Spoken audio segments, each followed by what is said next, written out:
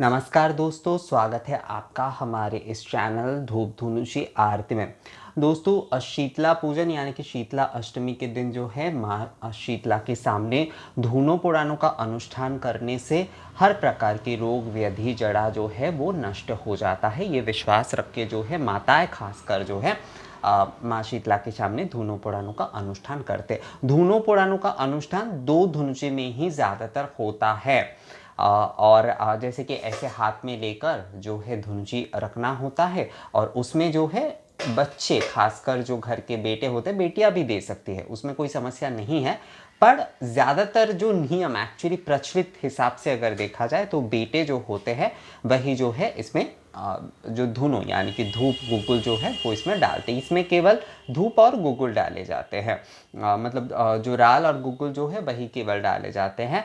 तो धुनो पुराणों का अनुष्ठान अगर आप दोनों धुनुची से करते तो सबसे ज़्यादा बेस्ट होता है दोस्तों। दो धुनुची या फिर तीन से भी कई लोग जो मिट्टी के छड़े लेकर करते हैं वो एक सिर पर लेकर और दोनों हाथ में लेकर करते। पीतल के धुनुची आप ले रहे या फिर मिट्टी के धुनुची, तो दो लेकर इस प्रकार से आप अपने हाथ में रखकर जो है वो रखिएगा। दोनों हाथ में जो है आप ऐसे दो धुनुची रखिएगा और आपके जो बेटे होंगे उन्हें कहिएगा कि इसमें जो है जो धुना गुगुल यानी कि राल गुगुल जो है उसके आहुति शीतला माता के नाम से देने से, तो इससे क्या होता है कि सारे जो रोग व्याधि जो कुछ भी होता है ना वो नष्ट हो जाता है, यही विश्वास किया जाता है। तो मैं एक बार एक्चुअली आपको धुनो देकर दिखा देता हूँ। और इसमें दो धुनुची होता है तो एक एक में चार चार बार देना होगा, मतलब टोटल, क्योंकि अष्टमी है तो इसलिए 8 बार कम से कम देना होता है। तो जैसे कि ये एक है तो इसमें जो है आपको ऐसे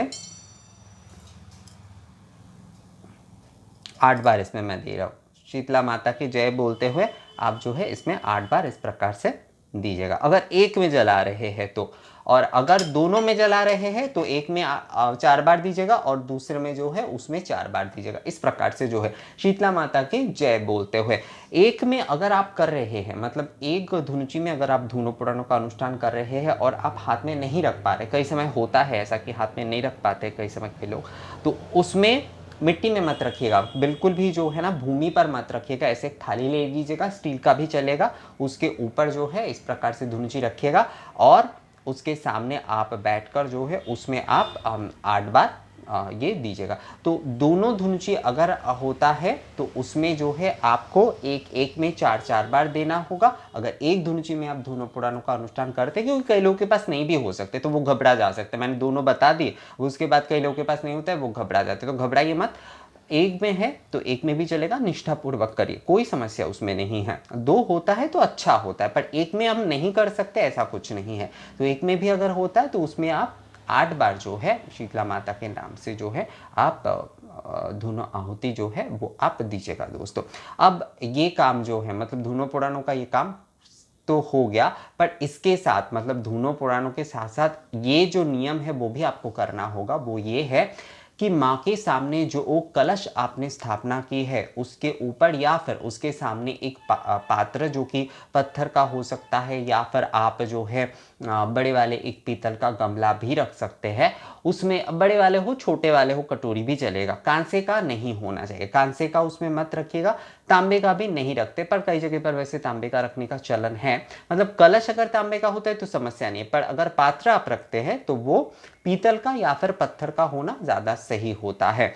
तो ये आप रखिएगा, कांच का भी रख सकते हैं और अगर कुछ भी नहीं है तो स्टील का रख दीजिए, पर कांसे का बिल्कुल मत रखिएगा। तो उसमें जो है आपको जो कच्चा डाब है ना उसे शीतल दान कहा जाता है एक्चुअली दोस्तों। धुनो पुराणों का अनुष्ठान करने के बाद आपने जो है दोनों हाथ में धुनुची लेकर या फिर इस प्रकार से थाली में धुनुची रखकर जो है 8 बार उसमें धूप आहुति दिलाए अपने बच्चों से, और आपने माँ से जो है सारे रोग व्याधि नाश के प्रार्थना के अब जो है शीतल हो, मतलब सारे जो भी सारे ये जो व्याधि आदि है इस विश्व से शीतल हो, इस प्रार्थना के साथ अपने परिवार से, अपने बच्चों की और पूरे विश्व की कामना करते हुए जो है माँ के उस कलश में जो है ना आपको कच्चे डाब का जल जो है वो आपको देना है 3 बार। या फिर आप अगर कलश में कई समय देना थोड़ा मुश्किल हो जाता है क्योंकि पानी जो है वो बह जाता है, इधर उधर बह जाता है, तो ये आप कर सकते हैं कि कलश में बस थोड़ा सा आप थोड़ा सा डालकर जो है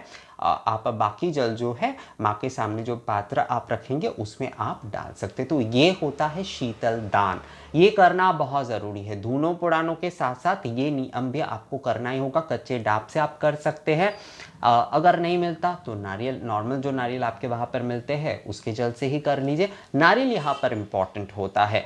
अगर नारियल नहीं मिलता है, मतलब नारियल आपको मिल ही नहीं रहा है, तो जो कच्चे दूध होते, गाय के जो कच्चे दूध होते, उससे आप कर सकते हैं। और अगर दूध भी ना मिले तो क्या करिए दोस्तों, आप जो है जो चंदन के जल है ना, उससे ये नियम कर सकते हैं। तो सबसे बेस्ट जो होता है वो एक्चुअल नियम के अनुसार जो किए जाते हैं, जो कि शीतल दान जो होता है वो नारियल के जल से ही किए जाते हैं, जो कच्चे वाले डाब होते हैं। तो आप वही कोशिश करिए। अगर नहीं मिलता है तो दूध से या फिर चंदन के जल से भी हो सकता है। तो यही है माँ शीतला के सामने जो है दोनों पुराणों का अनुष्ठान। बहुत ही आसान विधि है। दोनों पुराणों के बारे में मैंने कई बार आप लोगों को बताया है। हमारे यहाँ पर ये विधि विशेष रूप से किया जाता है, ये दोनों पुराणों का अनुष्ठान। और जो है ये माँ को शीतल दान करना, अर्थात जो है जो डाब होता है, कच्चे नारियल जो होता है उसके जल जो है माँ के कलश पर थोड़ा सा देकर माँ के सामने जो पात्र रखते, बड़े वाले गमले रखते हैं एक्चुअली पीतल के, उसमें जो है वो नारियल का जल इस प्रकार से डाले जाते हैं। पूरे सभी लोग मंदिरों में भी जो है सभी लोग जो पूजा देने जाते हैं वो उसमें डालते, एक बहुत बड़ा पात्र होता है। और घर पे जो लोग पूजन करते हैं घर पे तो उस प्रकार से डालते हैं। तो ये होता है कंप्लीट विधि। मतलब दोनों पुराणों के साथ साथ आपको शीतल दान विधि भी करना है। ये बात जो है आप थोड़ा ध्यान में रखिएगा। तो यही मूल पाठ है एक्चुअली शीतला पूजन का, ये जो शीतल दान होता है। तो दोस्तों ये वीडियो आप लोगों को कैसा लगा? आप लोगों ने मुझे कहा था कि थोड़ा सा आप समझा दीजिए दोनों पुराणों के विषय में। वैसे तो मैंने दुर्गा पूजा के दोनों पुराणों ऑलरेडी आप लोगों को बनाकर दिखा दिया था, पर फिर भी ठीक है, मैंने यहाँ पर समझा दिया आप लोगों को। मुझे लगता है आप लोगों को समझ में आ गया है। तो ये वीडियो आप लोगों को कैसा लगा? अगर ये वीडियो आप लोगों को अच्छा लगा है तो मुझे कमेंट्स करके बताएगा और इसे लाइक और शेयर भी ज़रूर कर दीजिएगा।